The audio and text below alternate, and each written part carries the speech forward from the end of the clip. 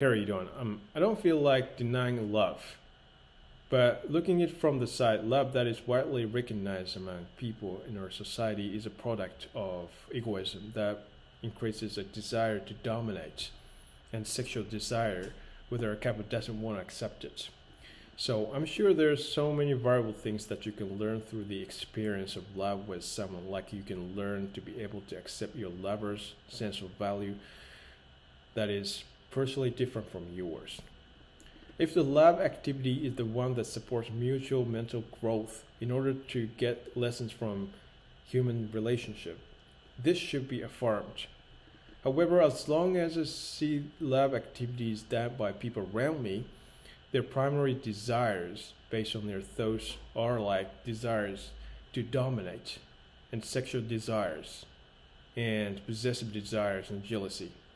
And these desires exist in everyone's mind, more or less, regardless of whether they are aware of these. The stronger of feeling of these desires people have, the more people are likely to be caught up in the cruel feelings of despair and emptiness and isolation when mutual romantic relationship is broken. So no matter how many times you experience broken hearts, you never get used to this suffering.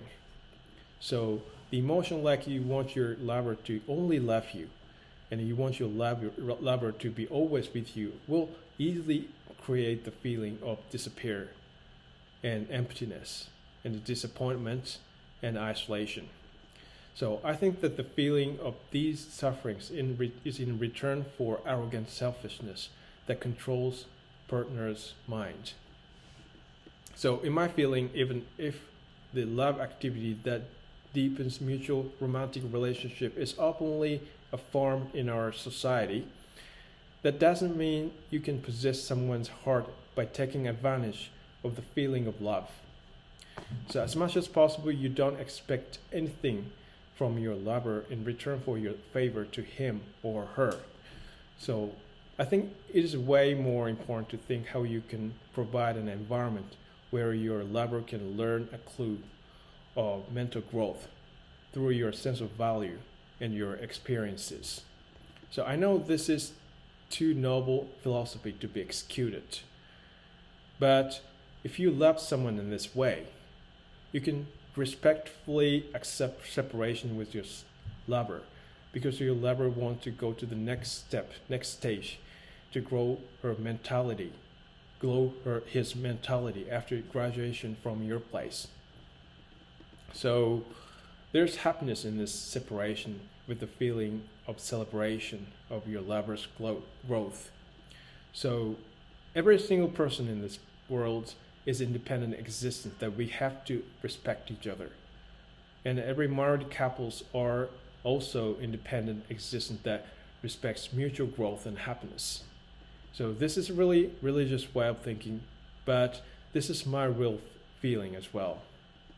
So do you pray for your lover's growth?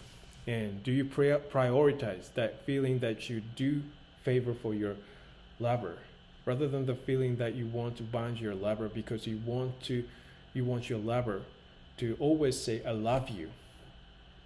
So love is not the things to fulfill any desires. Love is the things to increase mutual spirituality. So please don't be sensitive about how much you are loved by someone, but please focus on how much you can support your lover's growth with the power of love.